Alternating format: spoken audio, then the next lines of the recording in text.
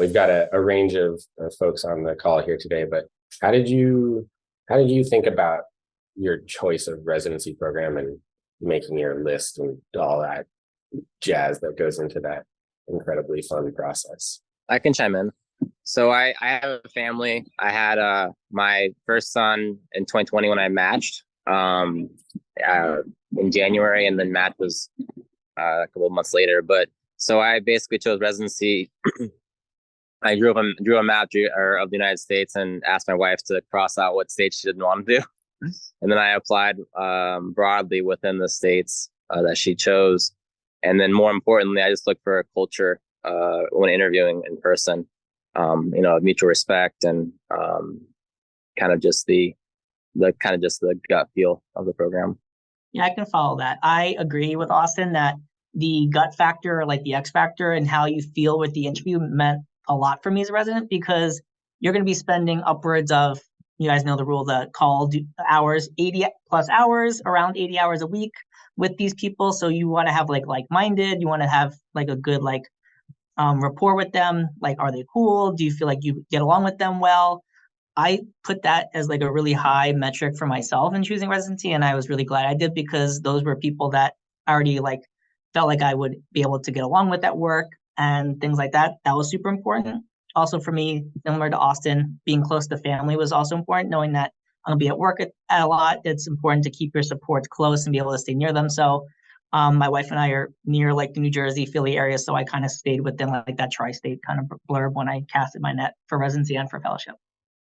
Yeah, it's a really good point. I echo that. I think that's like the best advice I heard when picking specialty was just like, who you wanted to be around the most, and looking at the residents and looking at the attendings and who you really felt like you wanted to be. And I remember thinking that the urology team that I rotated with was hilarious, and like I thought they were super cool. And so I was really interested in urology, liked procedures a lot.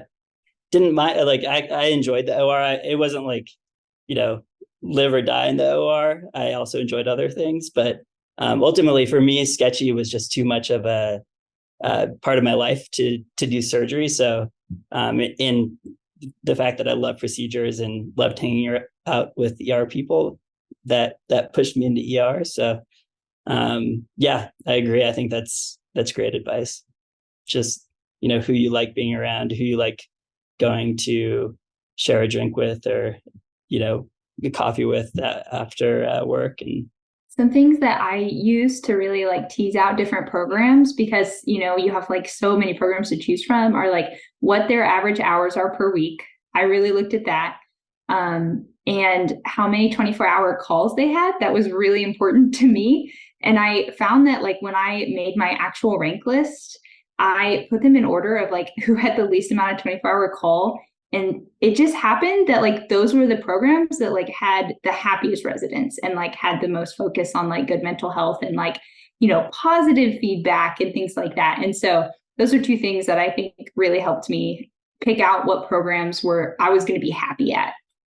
So I definitely echo, so anyone that's thinking a surgical procedure or surgical residency, just in your sub-Is or the third year, definitely try out the 24-hour call or 28-hour call, because there's, some people it's some people, basically it's a lifestyle limiting thing. And they're like, oh, I hate it, I'll never want to do it. And, but for me as a med student, it was tolerable. And I'm like, okay, I can do this now. So. Yeah. Speaking kind of from those away rotations, I mean, I when I started medical school, I didn't even know what step one was. I really didn't have any kind of understanding of what I was getting myself into. And so the nature of the urology match with the away rotations, that are these essentially auditions where you're you at least feel like you're being constantly critiqued and perceived by the people that you're with. It can be really intimidating. And I think it's just really important to remember to be yourself, and to not get caught up in so much of the hype of a lot of these match cycles that can just be really, really emotionally intense. And I think when it came to making my rank list, the places I did away rotations at were very, very different from one another, which I really recommend that people try to do, is to rotate at places that are very different from each other, because you can kind of have that contrast. And I remember speaking to some of the interns at the places that I rotated at who applied the year of COVID where they could only do one away. And so they didn't get to do that. And they regretted it in some ways because they felt like they thought that that was the standard for everything. And so they didn't really get to see how really different programs can be. But what it really came down to for me for actually, when I kind of looked at the patterns of my like top ranks was female program directors. Because especially in the world of urology, such a male dominated specialty, I found that those programs had the happiest residents that were able to have families if they wanted to. And those who didn't have families, you know, had the free time to go on the vacations that they wanted to or do the things that they wanted to. And so I don't know if that was just a trend that I observed in my little mini experiment of my microcosm of applications, but the places that had diversity of thought and leadership was a really important thing for me in making my list. One thing that you kind of all talked about was the feel or the gut or sort of the sense that you got from the program. And I think I remember being a med student and hearing that same advice, like your gut will tell you, and kind of feeling like that's not a good objective criterion to base this incredibly important decision. Like I can't know how my gut is going to feel.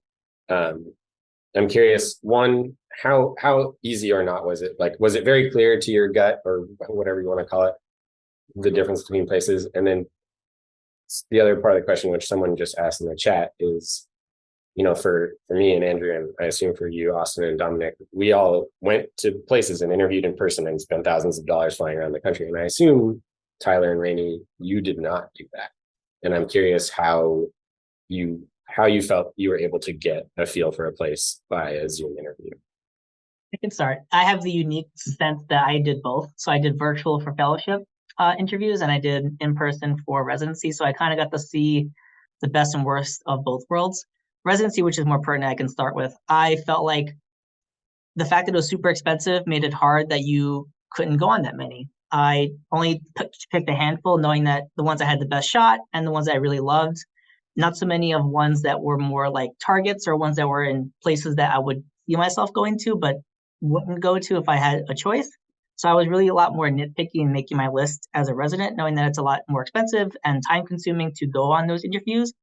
But being able to kind of walk through the campus and interact with people and get more of that like nonverbal body language, which is so huge for my X factor, because you learn so much about people just by seeing how they interact with others, not so much what they say, which could be kind of rehearsed or more kind of like not sugar coated, but like perfected. Whereas when you're there and you're kind of just there as like a fly in the wall and observing a day or going through didactics and lectures and stuff, you get a lot more from that. Whereas the Zoom sessions, I felt like the pro was you can go on all of them. They're super easy. You can just take like a half day or whatever, how long it is, and do it from home. I set up like a Zoom session where I had like a bookcase behind me and like perfect lighting. I had like the ring light thing that's all over TikTok. Like I was all set up to go for interviews. So I was like ready to like kill it. Yep, there it is. Tyler has one too. So like mine's downstairs somewhere, but like you know what I'm talking about. But it was harder because you had so little time with like the other residents or the fellows in my case that you kind of got like a snapshot, but because you're kind of being whisked away to different rooms and different like interviews with one-on-one attendings, you kind of missed a lot of the body language. So that part was a bit harder. And I recommend doing sub-Is in your favorite places because I can't stress enough how important the sub-Is were for me as a resident in picking my place. We got a question that I think Rainey and Tyler, you could potentially weigh in on. Do you think online interviews are as good to give you a gut feeling for the program? It was easier than I thought it was going to be, but it is more subtle, I would say. And I think when they say, do you have any questions for us, especially when you're like one-on-one, especially like the night before resident panel where there's like none of the other scarier adults like in the Zoom, I think that's when you get the most information. And that's where you have to ask kind of targeted questioning that isn't too negative. So a good one that I would say is all residencies are hard, but do you feel supported on the day-to-day or not? And really that made people answer, and that like told me a lot about honestly just like how happy they were in general, and like if, you know, their program was like busy but they were like supported and happy versus like if they were drowning. And so I didn't have to say that, because of course they'd be like, oh no, we're not drowning, and then they would like continue to tell me about these things, and I'm like, it sounds like you're drowning every day, like you're surviving, not thriving, and I want to thrive. So you just have to get, like, you have to kind of learn those like sneaky things. You have to kind of learn, like, something I heard is like, if everyone in the residency has like dogs or like children, like they have enough time to have dogs and children. But I did interview at a residency where they seriously said, they were like, oh no, like you can't have a pet, like you don't have time for that. And I was like, well, every other residency, most people have pets. Like, so that kind of tells me like you're working a little too hard.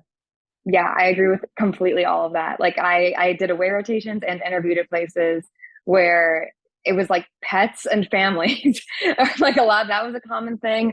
Or like for me, like I like going to concerts. And so when I knew that other residents, you know, were able to go on vacation and like have time that was like sacred to themselves, or like an activity that they would like hold to, like one of my senior residents right now plays pickleball like multiple times a week, and like that is a really important thing to him. He makes time for it. It's important for the department, like they carve out time for pickleball. And so I think that I could tell when the residents would say things about the program director specifically and how they would advocate for the residents, that made me feel a lot more confident about, you know, like what if something were to happen to me and I needed someone to like advocate for me, where would I feel the safest? And then I will say on my away rotations, when I was, you know, having like a one-on-one time with residents that I felt comfortable with, I would ask them like, you know, what year does it get better? Especially in your like a surgery specialty where like intern year is just absolutely grueling and there's no way around it. And I mean, in a lot of places, like your 2 year is probably just as bad. And so I would ask, like, is there a time where it gets better? And there were, most of the places were like, absolutely yes, it is at this point. But there were places where they were like, what do you mean? Like, no, like I'm more miserable as achieved than I was in years prior. And so that was like alarming to me. I was like, okay, I'm not going to, it's not worth selling my soul for this. I love this specialty. I love how incredible I can like get along with these people, but it's not worth like giving up my everything else in my life.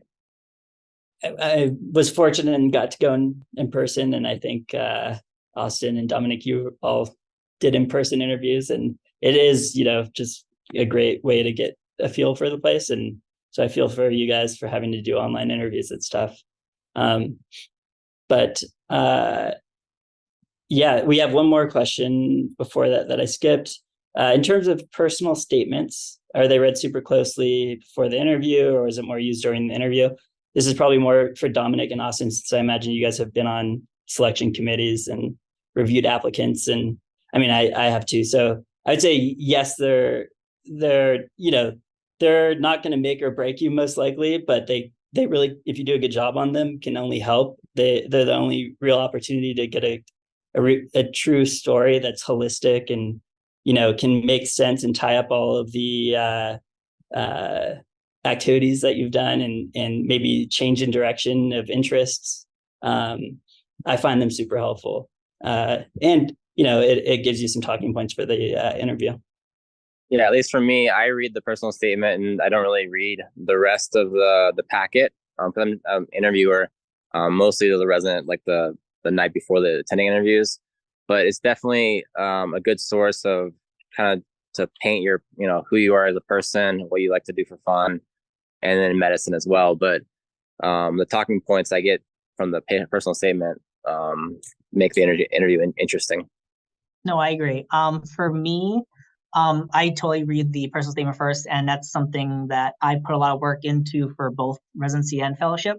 For me, I went with something that was completely not anywhere else in my application, and just like Austin said, and Andrew, that it provided like that talking point where if you read the personal statement and you got like the gist, we can talk about my personal statement for the entire interview, and it really gets you like in a good footing, and you can kind of like not so much sell yourself, but explain like you in dimensions and more depth than you would just by going over like extracurriculars and grades and stuff, which everyone kind of has and brings to the table. You kind of really share a piece of you, and really it helps for them, and it helps you kind of see how much they fit for you and how much you fit for them, which is also important.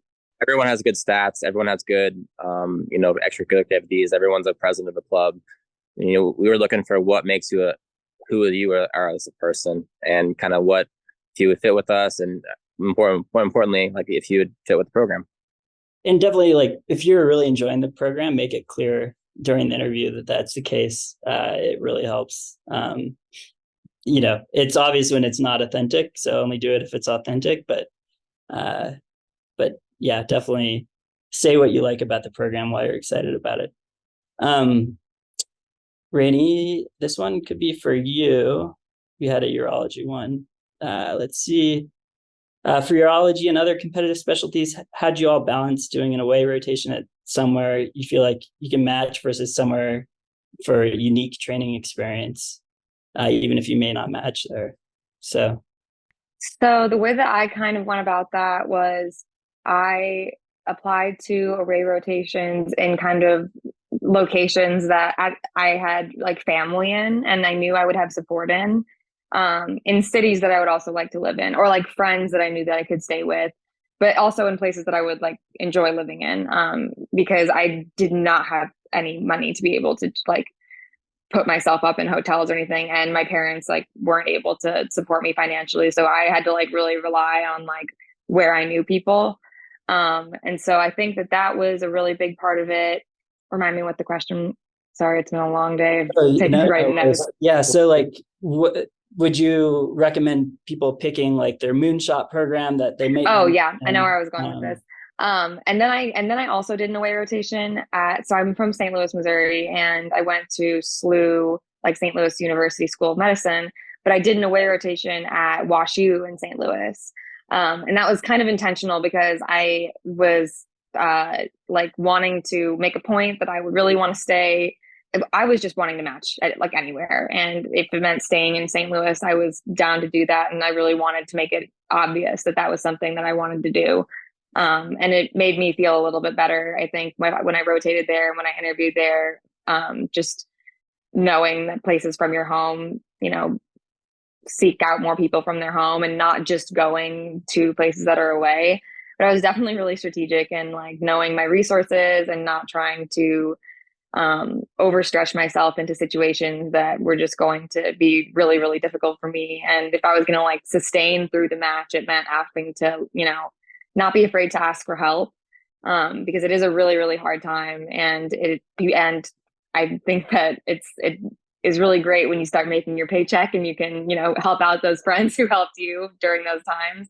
But it's really, really hard, and you just need to make sure that you have everything squared away, and that you can have the support you need. If you need a therapist, like me and most of my friends did, that's an important thing to have for sure. Yeah, I did 3 aways, and the order of the aways are actually important too. So I did my first away or like sub-I at my home program or close to my home program. And then my second away, kind of like a letter writing program that I wasn't, that I was really interested in. But I left my third away for the program I wanted to do, or it was my number one choice because it was close to family.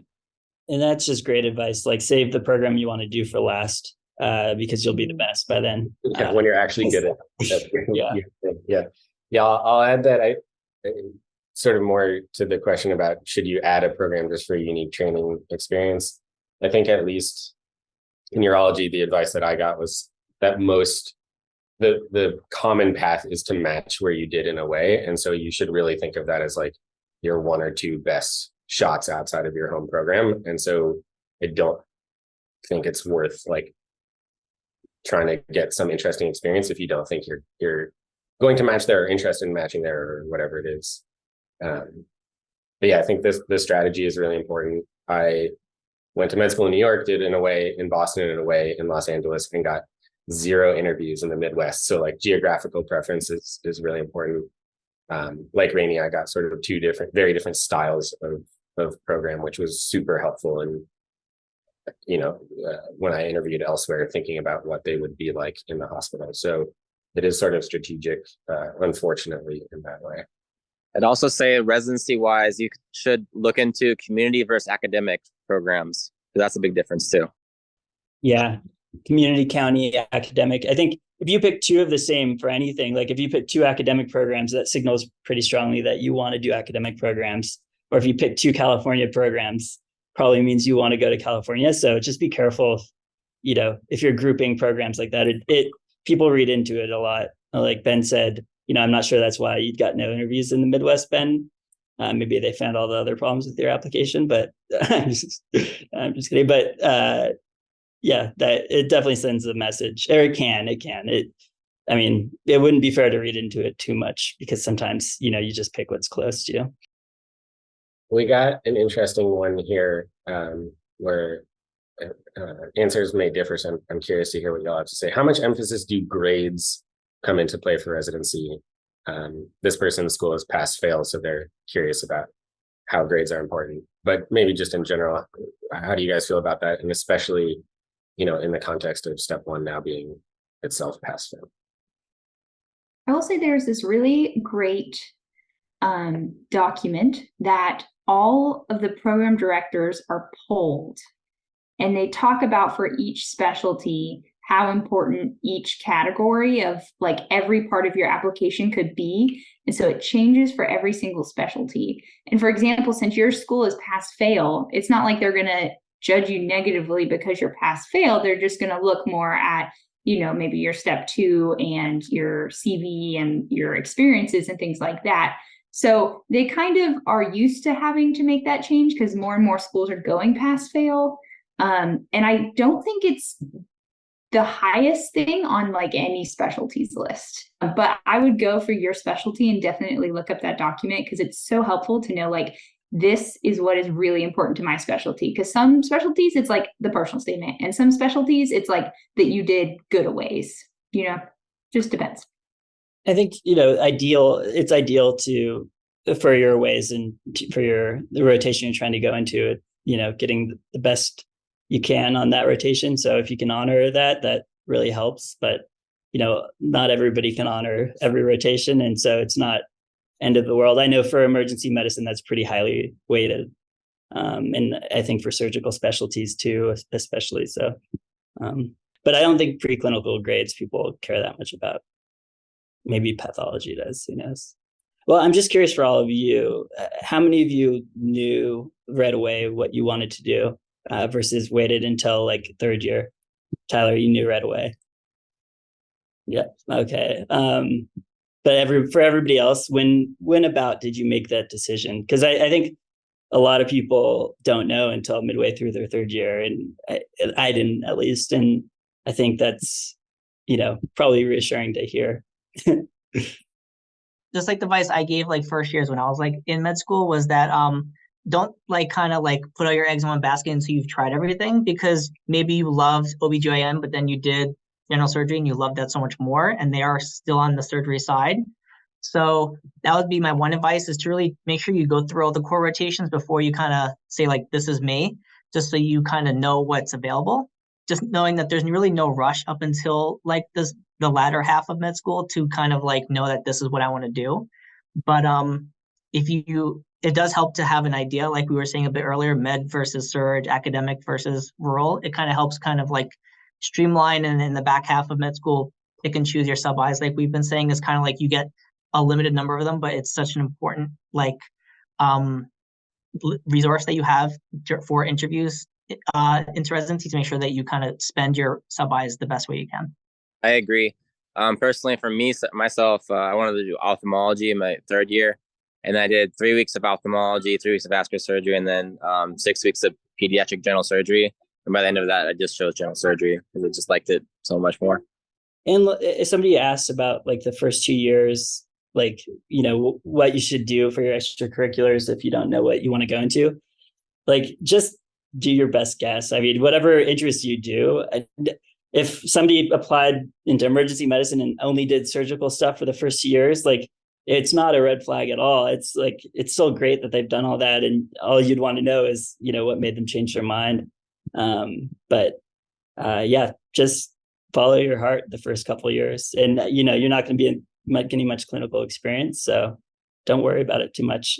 A lot of people, in fact, most people change their minds. So don't sweat it. I would say do whatever you specifically are passionate about that you can talk about passionately in your interview, because people, even if it's something that is like totally 180, if you are going into pediatrics, but you were like, man, I sure love geriatrics. And I volunteered a lot at the hospice hospital or whatever, people are gonna be like, wow, that's so interesting. That's so cool. Like, they might be like, so why pediatrics and not geriatrics? And that's a fair question. But if you can talk passionately about something, people are like excited, and that is infectious. And they're like, wow, I just really like that person. She just loved what she did so much. And do the weird things. I did all sorts of weird stuff like that has nothing to do with pediatrics. And it was fun to talk about on my interviews. Yeah, I will totally say that I think one of the most frequently asked questions I got on the interview trail was like, why didn't you want to go into OB-GYN? And I 100% went into medical school being like certain I was going into OB-GYN. I was like, there's nothing else that I would want to do. And I think what changed for me was like, I was very overt with my interests and like what I wanted to like, I got a master's in bioethics. And so I knew that I liked kind of like controversy in medicine and things that were like taboo to talk about. And when I started getting really into sex education, that felt like it was very naturally people, kind of told me that reproductive health is kind of sexual health. And then over time, I realized that quality of life and, genitourinary issues know no gender, and that are doctors that are, should be treating everyone regardless of gender. And so that was a really big pull for me, because I really liked that aspect of being able to do quality of life surgery and in patients regardless of their anatomy, and to learn everyone's anatomy, even though historically urology has really emphasized male anatomy. That really it kind of set this spark under me to be like, well, I want to make urologists care about women. So I'm trying to find ways to do that slowly over time. And it's important to have something that kind of is a spark that keeps you motivated and in that specialty, because burnout is real, and it's very easy to just start getting, why am I doing this? This is so hard. I see my friends going and, having drinks on a Tuesday night, and I'm like, well, wouldn't that be nice if I worked in shifts?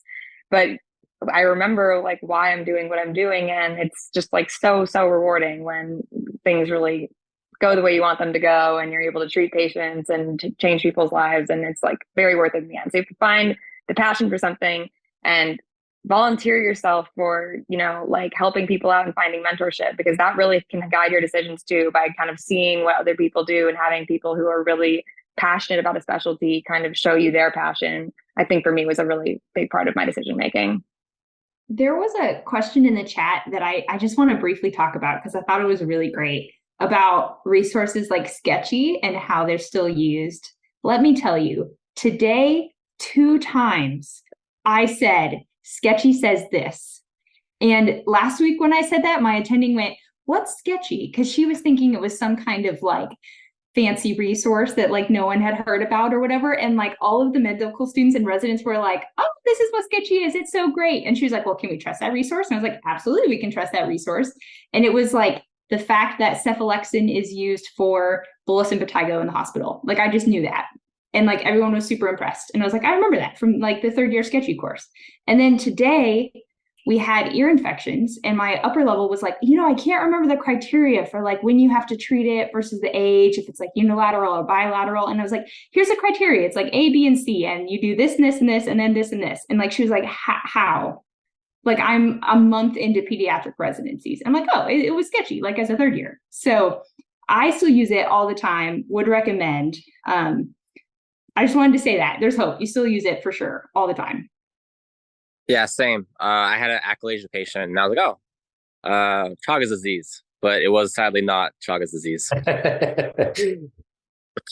It is impressive how much it sticks. I still even think about if I hear about a bacteria, I think about where it was on the Sketchy selector page to remember if it was gram positive or gram negative. So I had a real deep cut one today. I have a patient who has Campylobacter bacteremia, and I was getting messaged by ID about it, and they were talking, we were just talking, I was thinking about antibiotics, and I thought about like the bear skin rug in the macrolide sketch, and then like the birds in the Campylobacter sketch.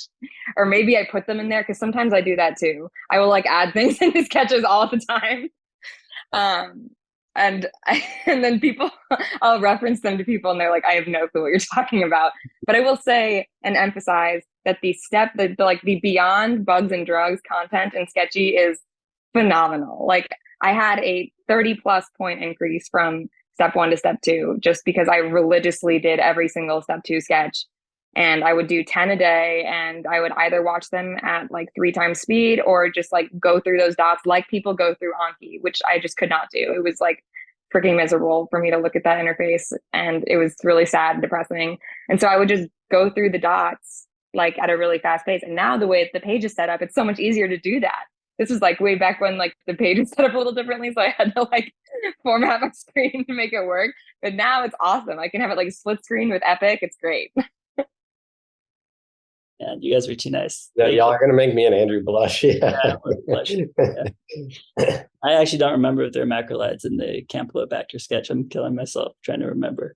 I feel like that's a power using move, though, is like adding the symbols that you already know to sketches where they should have been. Yeah. Yep.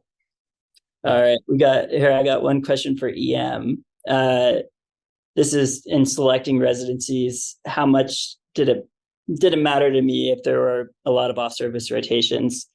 I loved off-service rotations to an extent. I think we were at Northwestern is very heavily focused in critical care, so we did like all of the ICUs multiple times, which was a lot. And it's I think as you're doing it, it's like, oh man, this is brutal. But it was a big selling point for the program, and a big reason why I chose it, because you leave feeling really comfortable handling critical care patients. And I wish we had, for example, more of an orthopedics off-service rotation. And we learned plenty of ortho in the department, but it would have been nice to have an ortho off-service rotation. So I like them. I think other people want to be in the ED as much as possible, but residency is a great time to experience other stuff too. It's going to be your last opportunity. So I think, I like them. And rotating at different hospitals too is hugely important. If you're going to an academic center, making sure you're getting community or, ideally even county experience, I think is great. One thing I'm curious to hear from y'all about is folks in the chat been asking about research, and a number of you have mentioned mentorship, and I'm curious about how you navigated that process of finding someone to do research with, or like it's sort of awkward to walk up to someone and say, hey, will you be my mentor? Like, that's not really how it works. So I'm curious how you sort of navigated that process. That's actually pretty important for the application and beyond. A little awkward because that's kind of what I did.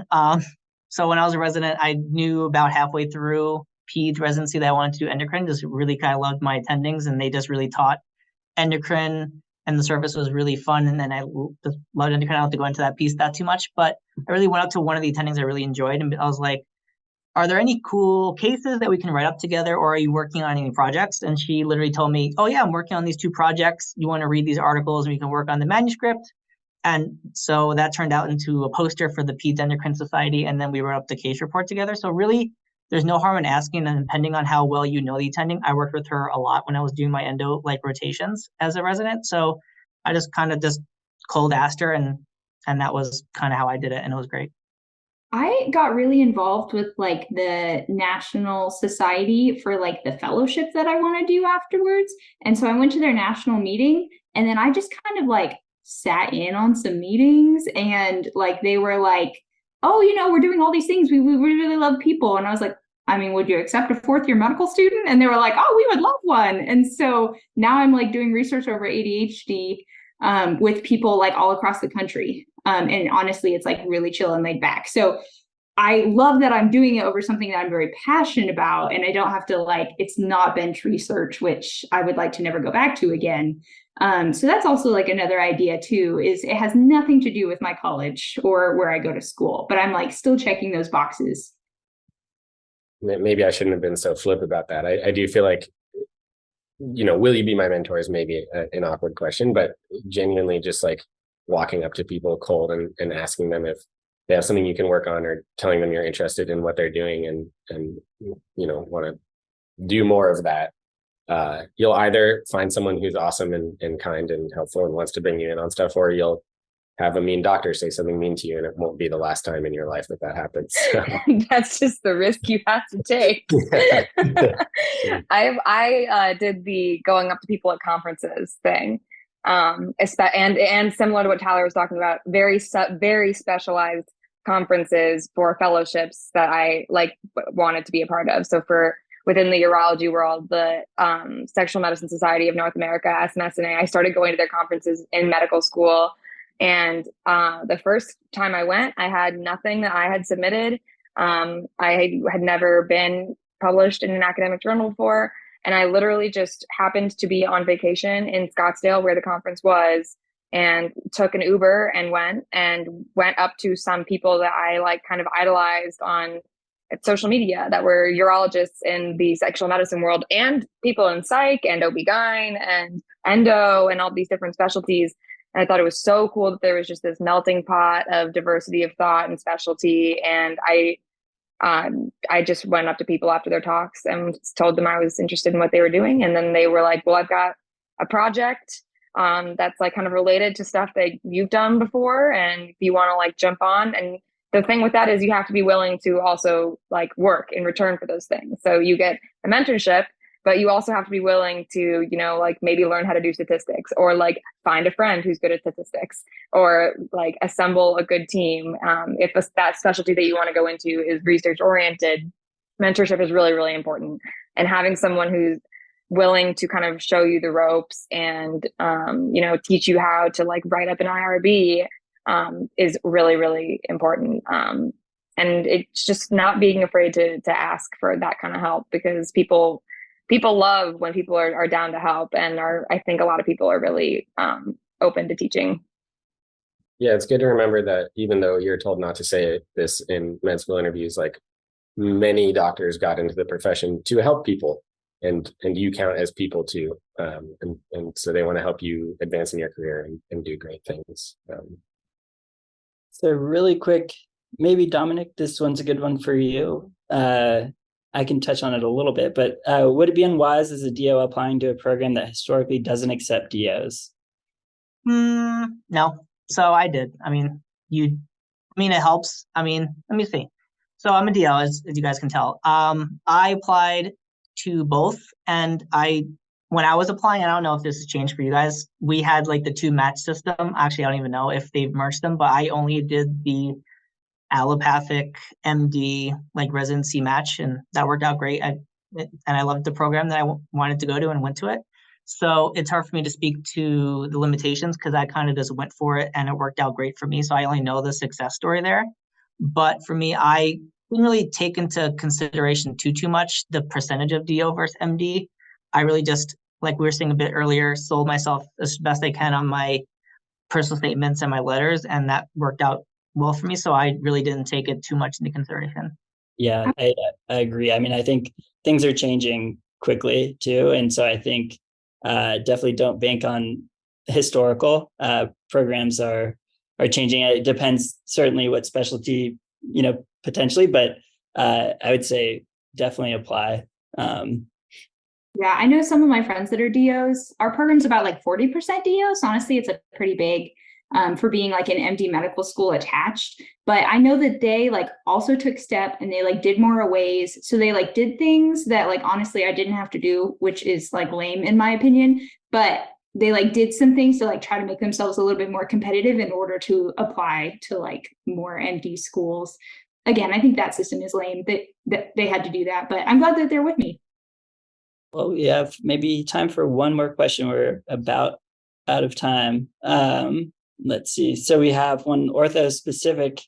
You can trust our, I don't know if you can trust our advice since that was orthopedic, but I think in general, I don't know, does anybody have anything they can weigh in on this one? It's there are any kinds of priority criteria for it, such as clinical research or number of letters of rec or fellowships? I mean, I think ortho, I know that research is important for ortho. I think it's good for establishing connections, but I don't know if any of us feel like we can answer ortho specific. I have a friend who's ortho. We were close with the Gen Surg ortho. I think it's just connections. So if you're interested in a program, the sub-I, just effectively just do a month-long interview with that, and then Lord of the Rings as well, or sorry, letter of recommendations. Sorry, the acronym was no, letter of recommendation. If you target your sub-I to like a well-known, surgeon in the field, and then get a letter from that person, you can open a lot of doors. But you have to make sure that you want to say, can you write me a good letter? Because people can write anything they want to say. But if you haven't worked with a guy or girl, it's not going to be a great letter. I know we have 1 minute, but we have had multiple questions about IMGs. And I so apologize because I think that none of us are IMGs. And so we weren't able to help you as much as we would have liked. In general, though, I would say try to get as many rotations in the US as you can afford and can. I know that is so hard and honestly so crazy expensive, but I think that is something that programs look at and they say, okay, they kind of know what our process is going to be. Because, for example, one of my friends came from India and he's like, we use all paper charting. And so those couple of months that I did here were absolutely essential for me to learn how medicine flows in the United States, because it is totally different if you're using electric versus paper charting. So that's just one example. I think you'll get better recommendations and they'll almost be more trusted. So those are a couple of things just off the top of my head. Sorry, I can't help more. Yeah, that might be a webinar of its own that we can try to set up. Hit all of the IMG questions, because I think there are a lot of good ones.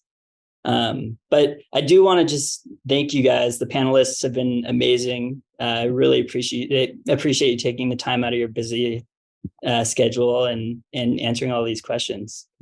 And I guess if anybody else has any other questions, definitely feel free to reach out on social media, or you can reach out to our customer service and they'll channel them to the right people. So thank you again. And we'll do this again next year.